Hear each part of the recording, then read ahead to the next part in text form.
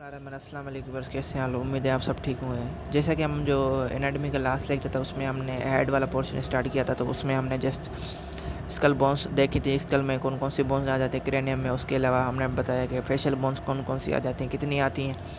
इसके अलावा हमारा जो एंटी एस्पेक्ट था और स्कल का, वो भी हमने डिस्कस किया था। आज हम मतलब कि जो स्कल का पोस्चर और सुपीरियर एस्पेक्ट देखते हैं, ठीक है।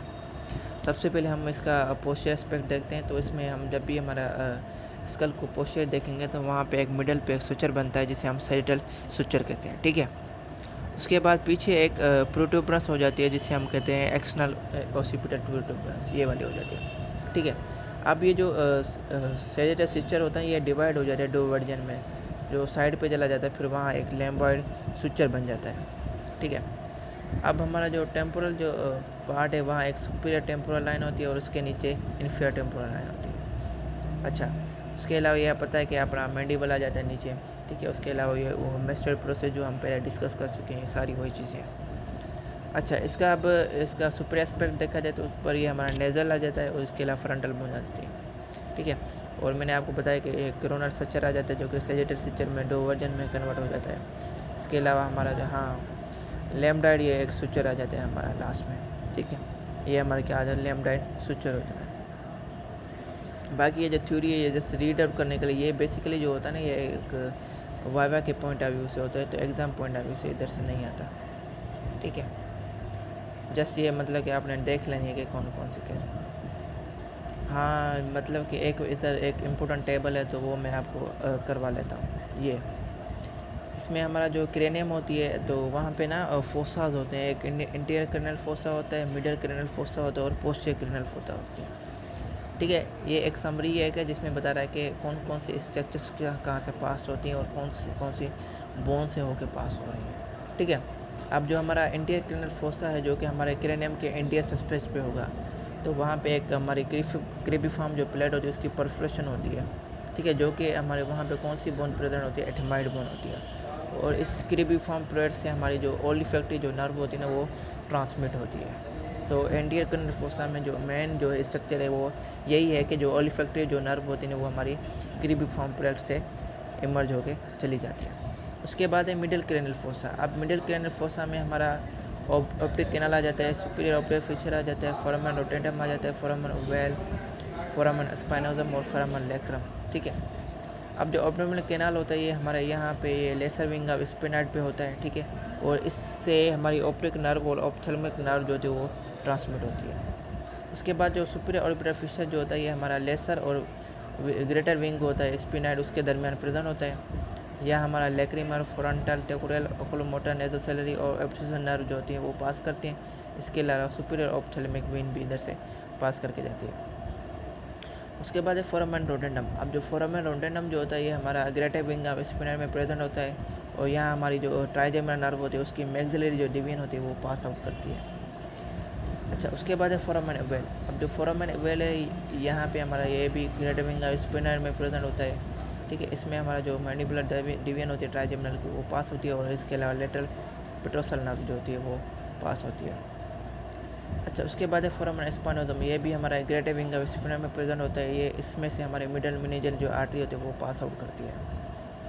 उसके बाद है फोरामन लेक्रम। अब जो फोरामन लेक्रम जो होता है ये हमारे जो टेम्पोरल और जो स्पिनाइड बोन है उसके टेरस पार्ट में दरमियान प्रेजेंट होता है और इधर हमारी इंटरनल कैरोटिड आर्टरी जो होती है वो इधर से ट्रांसमिट होती है। उसके बाद है पोस्टीरियर क्रेनियल फोसा। ये वो फोसा है जो कि हमारे क्रेनियम के पोस्टीरियर होता है। यहाँ पे हमारी फोरामन मैग्नम आ जाता है, हाइपोग्लोसल कैनाल आता है, जगुलर फोरामन आता है और एक इंटरनल एक्विटस मीटस आता है। अब इसमें हमारा जो फोरामन मैग्नम जो होता है यहाँ ये ओसिपिटल बोन में ये प्रेजेंट होता है और यहाँ पे मेडुला ऑब्लिंगुटा पास होती है, एक्सेसरी नर्व का स्पाइनल पार्ट, इसके अलावा राइट और लेफ्ट वर्टिब्रल आर्टरी जो होती है वो ट्रांसमिट होती है यहाँ से। उसके बाद है हाइपोग्लोसल कैनाल। अब जो हाइपोग्लोसल कैनाल जो होती है ओसिपिटल बोन में प्रेजेंट होती है और यहाँ से हाइपोग्लोसल जो नर्व होती है वो ट्रांसमिट होती है। उसके बाद है जगुलर फोरामन। अब जगुलर फोरामन जो होता है ये हमारा टेम्पोरल और जो कोर्नेल पार्ट होता है ओसिपिटल का उनके दरमियान प्रेजेंट होती है और यहाँ ग्लैसोफेरेंजियल, वेगस, एक्सेसरी नर्व्स, इसके अलावा सेगमेंट, साइनस और इंटरजगुलर वीन जो है ये सारी ट्रांसमिट होती है। अच्छा, उसके बाद है इंटरनल एक्विटस मीटस। अब ये जो होता है ये हमारा जो टेरस पार्ट और टेम्पोरल बोन का वहाँ प्रेजेंट होता है और इसमें से वेस्टिबुलर, कोकुलर और फेशियल नर्व जो होते हैं वो ट्रांसमिट होते हैं। तो वे ये बेसिकली स्ट्रक्चर्स हैं जो कि हमारी मतलब कि डिफरेंट जो क्रेनल फोसा में से पास आउट करती हैं। ठीक है, तो अब है नियोनेटल स्कल। अब जो हमारा एडल्ट स्कल्स में से और नियोनेटल स्कल्स में से क्या क्या डिफरेंस होता है वो आज हम डिस्कस करते हैं। कहता जो नियोनेटल स्कल होता है वो हमारा एज कम्पेयर टू कम होता है। ठीक है, और इन चाइल्डहुड में जो हमारा जो मैंडिबल की जो ग्रोथ होती है, मैग्जिलरी साइनस और एलिवर प्रोसेस जो होते हैं वो हमारा जो उसमें जो लेंथ होती है वो ग्रेटर होती है।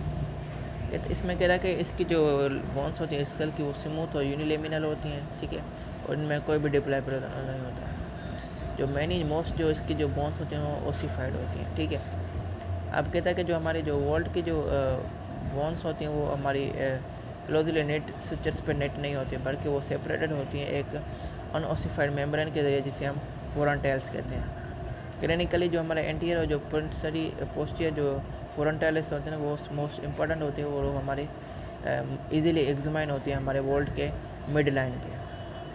उसके बाद एंटीरियर फोरंटाइल। अब एंटीरियर फोरंटाइल जो होती है डायमंड शेप्ड होती है, वो हमारे 2 हाफ जो होती है फ्रंटल बोन के उनमें दरमियान प्रेजेंट होती है। इसके दरमियान इसकी जो फाइब्रस मेम्ब्रेन जो होती है वो हमारा जो एंटीरियर फोरंटाइल है उसकी फ्लोर बनाती है, जो कि बाद में जो होती है उसको बोन रिप्लेस करती है जब भी हमारा जो बच्चा 18 मंथ का हो जाता है।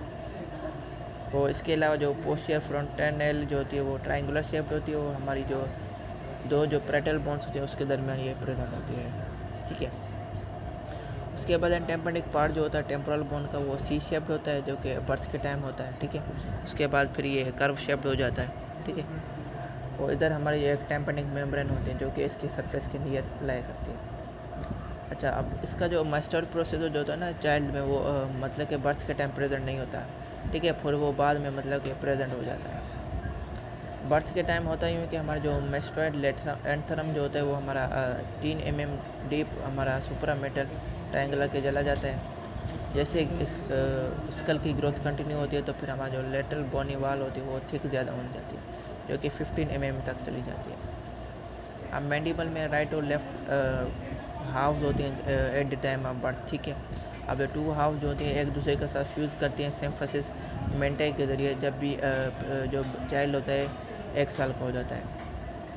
अच्छा, अब जो मैंडिबल की जो एंगल होती है ना वो बर्थ के टाइम वो ऑब्ट्यूज एंगल होती है, मतलब कि 180 के एंगल पे होती है। इसका जो हेड होता है वो हमारा जो बॉडी का जो अपर मार्जिन होता है वहाँ पे प्रेस होता है, और इसके अलावा जो इसका जो कोरोनाइड प्रोसेस होता है वो हमारा हेड के सुपर लेवल पे चला जाता है। ओल्ड एज में देखा जाए तो मैंडिबल की जो साइज़ है वो हमारे रिड्यूस हो जाती है और टीथ जो होते हैं वो लॉस्ट हो जाते हैं। जैसे कि हमारा जो एलुरल पार्ट जो होता है बोन का वो सिमिलर हो जाता है, और जो हमारे रेम्बस जो होते हैं वो ऑब्लिक हो जाते हैं पोजीशन में, तो हमारा जो हेड होता है वो पोस्टरी बेंड हो जाता है। तो आज का लेक्चर यहाँ पे एंड करते हैं। उम्मीद आप लोगों को अच्छा लगा होगा, और इससे रिलेटेड कोई भी क्वेरी हो तो कमेंट कर सकते हैं। अपना ख्याल रखें। अल्लाह हाफिज़।